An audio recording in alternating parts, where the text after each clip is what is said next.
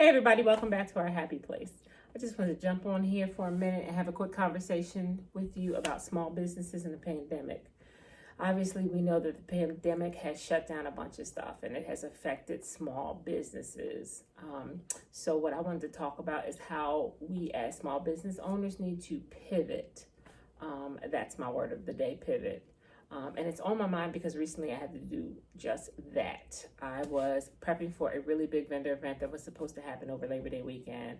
I was ordering, getting my things together, making different crafts, something specific to the event, but just other things that I could sell. I was getting excited because this is my first real event coming up.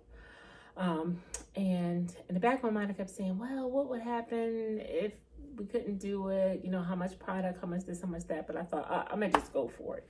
The first event, I'm going to jump all in, get my products, get everything going. And I was super excited. I was promoting it on all social media platforms, telling anybody who would listen, hey, come to this event. It's going to be great. It was in a big space. It was outside. I mean, everything just looked really good.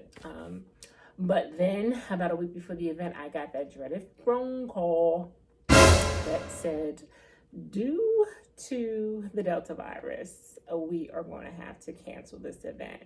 I was like, what am I going to do? I was extremely frustrated. I was extremely discouraged, to say the least. But after I took a pause for a second, I thought, okay, what am I going to do? How am I going to make this be okay? How am I going to recoup? What am I going to do? And then pivot. I thought, okay, what does that actually mean for me? What does that look like?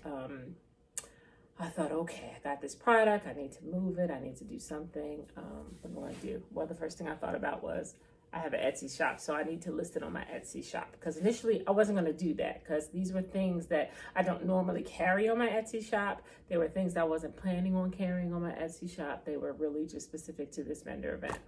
So I thought, okay, I'm going to have to list them on my Etsy store as limited editions or until everything is gone, you know, while supplies last type of thing. So that is one way that I am going to pivot, by adding those things to my Etsy site. And the second thing that I thought of was, okay, now I have this YouTube platform. How can this service me in my effort to pivot? And I thought, okay, well, what I'm going to do is maybe feature a product weekly that I had intended to sell at the vendor event and kind of give people an opportunity to see it, let them know they can purchase it from my Etsy store. They can reach out to my email and kind of let me know if it's something that they're interested in. So that was the second way in which I was going to pivot. The third way, a friend of mine gave me an idea. She said, hey, have you ever thought about doing a trunk show? I didn't even know what a trunk show was, but she said basically you go to maybe a busy shopping center or a busy area over the weekend and you literally open your trunk to those who are coming by. And, you know, let them see what you have, so on and so forth. So, you know what, I thought, okay, that's something I'll consider.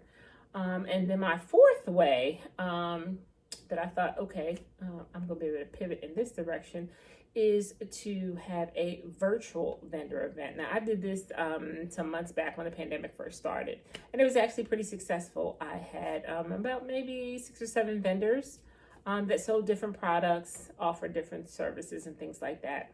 And we all got together on Zoom. We had our own rooms. People were able to, you know, dial into the meeting ID code, and they were able to go from room to room and shop and see what they wanted to see. You had the opportunity to show people your website and different things like that. And it actually went really, really well. And I had been thinking about doing another one, perhaps not so soon, but then when this happened, I thought, okay, this would be a great time to go ahead and do that as well. So that was 4 ways that I came up with that I could pivot and shift. But what I'm not going to do is shut down my business or, you know, look at this and say, wow, this loss was too great. I'm not going to be discouraged. I'm not going to do that because you know what? In life, there are so often, so many times where things happen that you have absolutely no control over. And you can't just lay down and roll over every time something happens that you don't have control over, because otherwise you will never get up. You will always be on the floor. And that is not my nature, and I'm sure it is not your nature. So drop in the comments below if you can think of any other way that I can pivot or that you can pivot.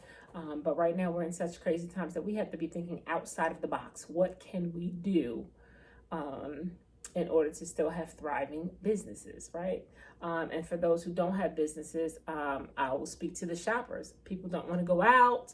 They don't want to be in crowds and things like that. So this is a great way for you guys to also get services that you want and items that you need that can be delivered right to your door. I mean, hey, Amazon's been doing it and they've been doing a great job. So therefore, you know, if it ain't broke, don't fix it. So these are ways for you to still get what you want and have them come right to your home. So as I talked about before, that I was going to be featuring products every week. This particular week's product is car coasters. And what these are,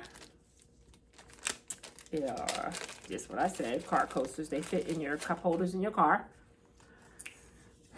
As you can see, they have this little divot so that you can easily pick them up. But for me, these were game changers because in my car, because every morning pretty much I have to stop and get my coffee so I can function. And inevitably there are drips, there are spills, and you know, your cup holder gets nasty, it gets sticky, it's just a headache. So I have popped these in my car holder and then I put my drinks on them, and they're kind of squishy, kind of thick. You can maybe see, not super thick, but thick enough that if something drips, it can be absorbed on the car coaster, and there's really no issue. If for some reason something does get underneath, like I said, you can pop them out, you can wipe them out, and you know, back to business. They're great. So yes, car coasters. I am featuring a couple of different designs. This is my sipping tea girl. I also have one that says Queen, one that says King. I have another lady. I have some different landscapes, and I also have a set that has a car on it, which you probably, I'll actually include a thumbnail so you can see the other one, and also be able to see it in my car so you can kind of get a visual of what it looks like in the car. But yeah, that's this week's product, the car coasters. They are, I sell them as a set. They're 2 in a set, $5. They will be up on my Etsy store until supplies are gone.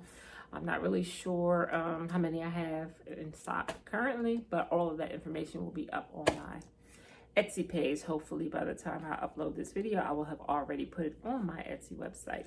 And you can find my website in the comments below.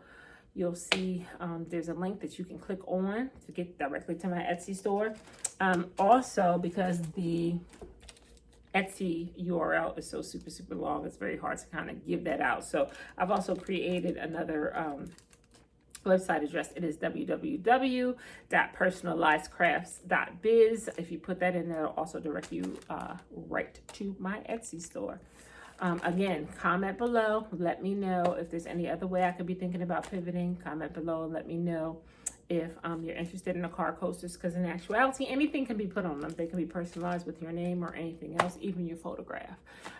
So you can hit me up in the comments or in my email and let me know if it's something you're interested in, if you want them personalized.